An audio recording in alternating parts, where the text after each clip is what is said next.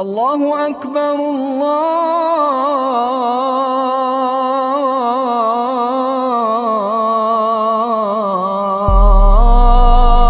الله أكبر أشهد أن لا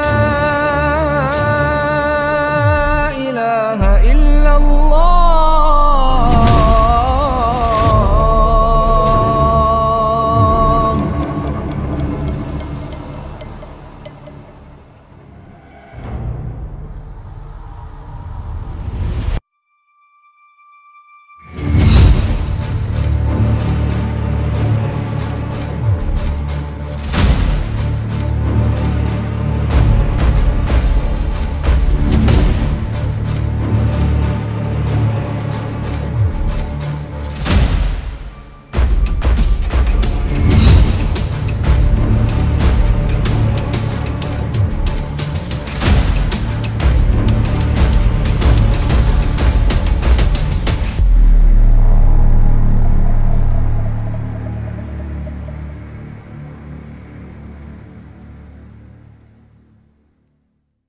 Bonjour les amis, dans notre rubrique culture, j'ai le plaisir d'accueillir aujourd'hui un écrivain belge d'origine teutoise au parcours littéraire assez atypique.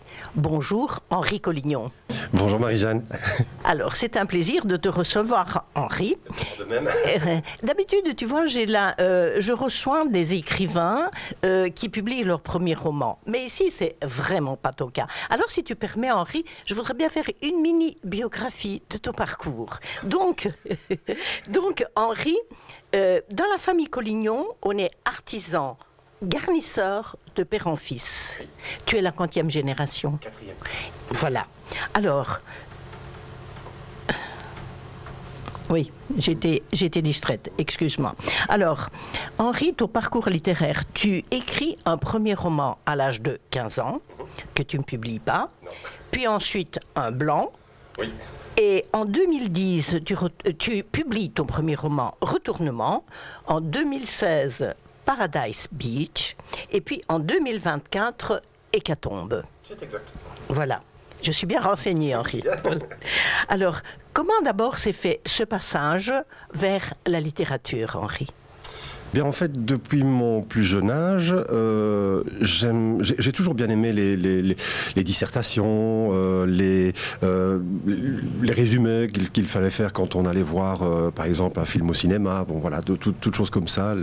Ça a toujours été un plaisir pour moi de le faire. D'ailleurs, je l'ai fait pour mes amis écoliers de l'époque aussi.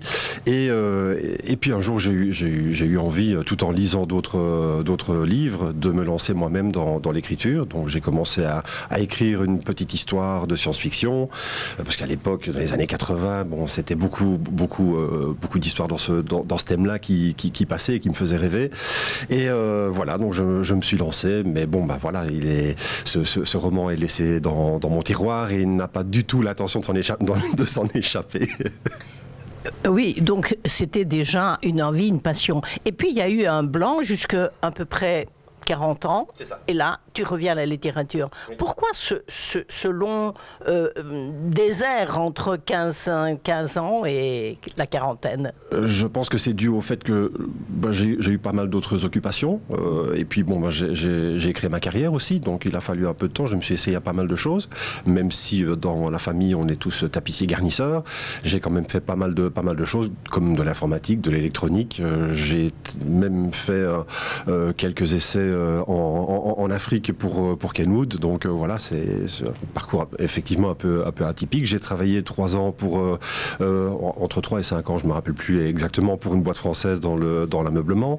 Donc voilà, j'ai fait pas mal de choses et au final, je me suis dit à l'aube de mes 40 ans que si je ne m'y mettais pas de manière un peu plus sérieuse, j'allais passer à côté de quelque chose, parce que j'avais toujours cette envie qui me chatouillait au fond de moi, quoi. Voilà. Et ce retour à la littérature, on peut dire que c'est déjà un grand succès puisque tu es déjà à ton 3e thriller. Alors, il y a un élément qui est commun dans ces différents thrillers que tu as écrits, c'est vraiment une passion pour tout ce qui est la science, les technologies nouvelles.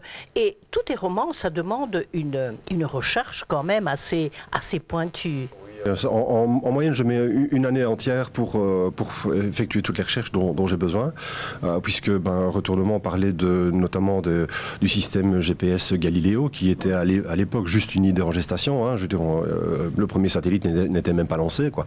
Donc, il a fallu que j'apprenne à savoir comment fonctionne un GPS, le nombre de satellites qu'il faut mettre en orbite. Puis voilà, de fil en aiguille, je me suis aussi intéressé à d'autres sujets dont j'avais besoin pour compléter l'histoire. Et voilà, ça prend un certain temps. Dans Paradise Beach, par exemple, le second, là, c'est un thriller médical.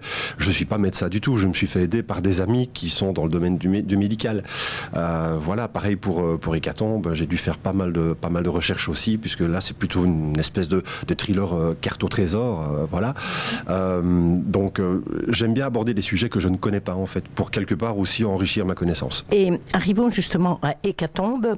La genèse de Hécatombe, c'est une genèse un peu particulière à cause de circonstances malheureuses que nous avons vécues. Tu peux en quelques mots expliquer ? À la base, et là je parle de 2016, j'avais commencé à écrire ce roman, mais qui ne devait pas être l'histoire qu'elle est aujourd'hui, puisque ça devait parler d'une pandémie.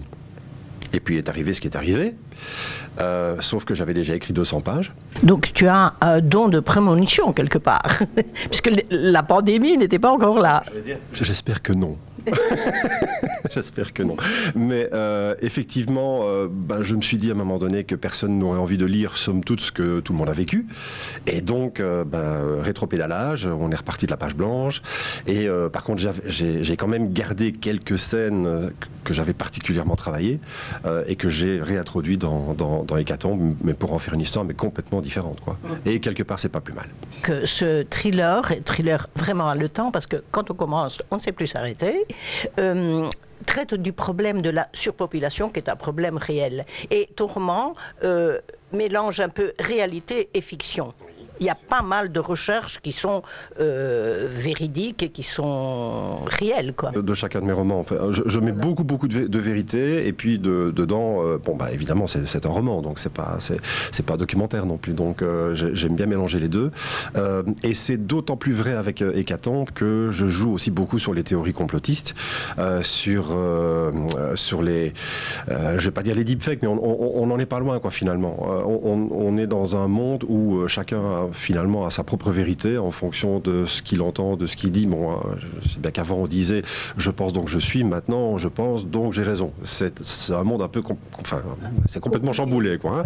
Donc j'ai voulu vraiment jouer sur cet aspect de la chose en utilisant une bonne partie des théories complotistes qui circulaient sur les réseaux pendant le confinement, et je me suis amusé à les attacher les unes aux autres pour en faire une histoire qui tient la route, quoi. Voilà, c'est vraiment, comme tu dis, une chasse au trésor, parce que chaque fois qu'on ouvre une porte, il y a une autre porte qui s'ouvre, et on a envie de savoir ce qu'il y a derrière chaque fois, quoi.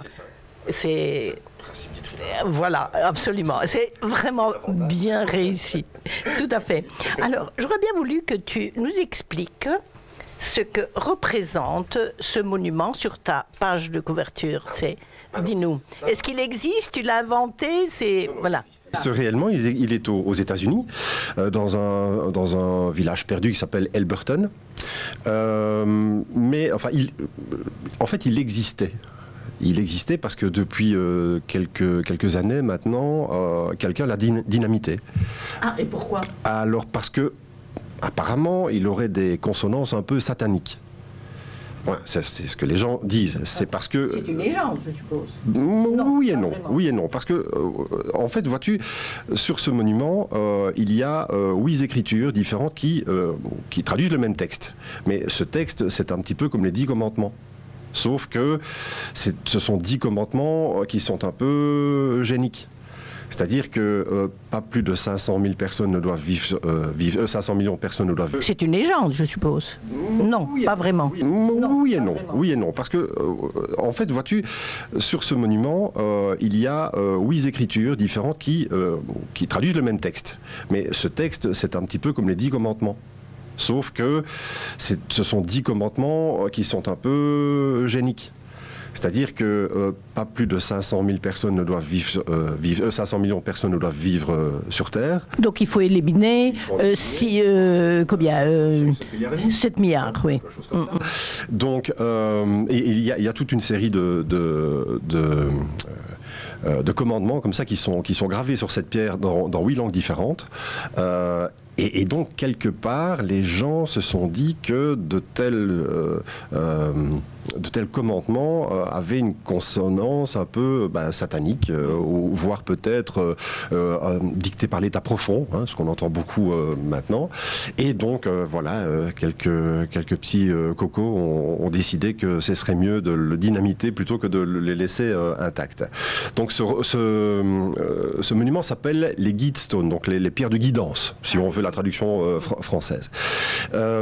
Et donc, comme son nom l'indique, si ce sont des pierres de guidance, ça veut dire que ce qui est écrit dessus, il faut l'appliquer. Le réaliser. Il faut le réaliser. Et c'est là où ça commence à devenir un peu dangereux, parce qu'il y a certains commandements qui sont dedans qui rappellent aussi des pages sombres de notre histoire. Tout à fait. Et d'où la raison probablement pour laquelle aussi il a été dynamité.